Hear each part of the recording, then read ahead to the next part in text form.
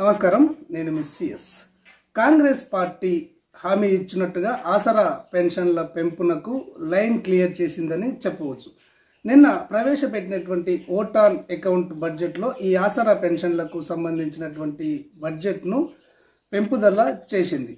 ఎంత పెంచారు ఏంటి అన్న వివరాలను ఈరోజు మీకు ఈ వీడియో ద్వారా అందిస్తాను. గత ప్రభుత్వము 2023-24 సంవత్సరానికి సంబంధించి ఈ ఆసరా పెన్షన్ల పంపిణీకి గాను 12,000 కోట్ల రూపాయలను వెచ్చించి ఇక్కడ సాధారణ పెన్షన్లు 2,016 రూపాయలు, వికలాంగులకు 4,016 రూపాయలను ప్రతి నెల అందించేది.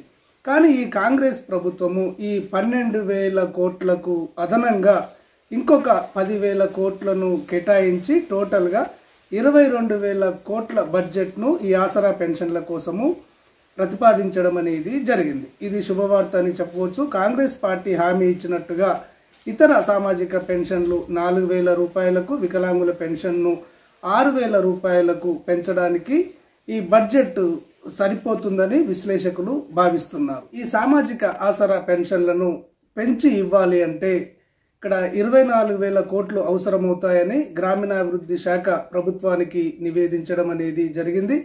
ప్రభుత్వం మాత్రము అదనంగా 10,000 కోట్లను కేటాయించి ఈ ఆసరా పెన్షన్లకు 22,000 కోట్లను కేటాయించడం అనేది జరిగింది. ఈ 22,000 కోట్లతోటి రానున్నటువంటి 40 రోజుల్లో ఈ ఆసరా పెన్షన్లకు సంబంధించి వృద్ధుల, వితంతువుల, ఒంటరి మహిళల, గీత కార్మికుల, చేనేత కార్మికుల ఈ విధంగా ఇతర కేటగిరీల పెన్షన్లను 4,000 రూపాయలకు పెంచడము, వికలాంగుల పెన్షన్ను 6,000 రూపాయలకు పెంచడం అనేది జరుగుతుంది. ఈ పెన్షన్ల పెంపుదలకు సంబంధించినటువంటి విధి విధానాలపైన ప్రభుత్వం ఒక జీవోను గైడ్లైన్స్ను తీసుకురావడం అనేది జరుగుతుంది. ఆ గైడ్లైన్స్ వచ్చిన వెంటనే ఉన్నది ఉన్నట్టుగా ఆ వివరాలను అంతర్నేత్ర ఛానల్ మీకు అందజేయడం అనేది జరుగుతుంది.